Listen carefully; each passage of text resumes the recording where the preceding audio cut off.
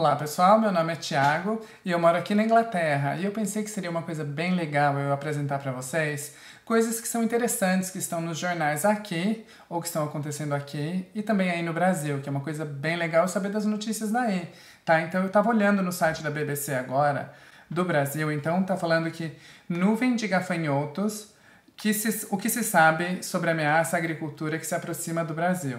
Então, está falando aqui, o Ministério da Agricultura, Pecuária e Abastecimento emitiu um alerta sobre uma nuvem de gafanhotos que estava deixando a Argentina e avança na direção do Uruguai e do Brasil. Então, de acordo com essa pasta, o monitoramento está sendo feito sobre essa nuvem de gafanhotos. Então, o Ministério da Agricultura da Argentina está falando aqui que alertou todo mundo, né, do Uruguai e do Brasil, da fronteira, porque essa nuvem está vindo, saiu do Paraguai, foi para a Argentina, agora está indo para o Brasil. É mais isso que a gente precisa, né? Então, da onde veio a nuvem? Está falando aqui, os insetos chegaram da Argentina a partir do Paraguai, onde elas destruíram lavouras de milho. Então, a gente tem que ficar muito atento aí no Brasil com isso também. Então, está falando aqui, os gafanhotos são perigosos? Está falando não. De acordo com o governo brasileiro, essa praga existe no Brasil desde o século XIX. Embora seja uma praga rural, ela pode se tornar urbana, chegando a vilas e cidades. Eu sou lá do interior de São Paulo, então lá tem muito gafanhoto e lá também tem muita plantação de milho. Então a gente tem que ficar meio atento aí no Brasil, tá? Então vamos se ligar por aí. Então essa foi uma notícia das mais interessantes que eu achei, tem até a foto do gafanhoto aqui. E a outra notícia que eu tenho aqui é da Inglaterra, então que ontem o primeiro-ministro foi à televisão falar que as medidas do lockdown estão sendo diminuídas, que a partir do dia 4 de julho os restaurantes, bares, cabeleireiros vão poder estar abertos, só que vai ter um problema, porque o distanciamento era de 2 metros, agora ele falou que era para estar de 1 metro e pouco, então 1 metro e pouco, a jogada principal é o seguinte, quando você tem 2 metros de distância, você tem que ter menos gente dentro dos estabelecimentos. Quando você tem 1 metro e pouquinho, a distância diminui, você pode ter mais gente dentro dos estabelecimentos. Então, eu moro aqui no Sorro, por exemplo, eu sei que a partir das 6 da tarde, no dia 4, eles vão começar a fechar as ruas, então não pode ter mais carro, não, circulação de carro aqui no centro, aqui no Sorro.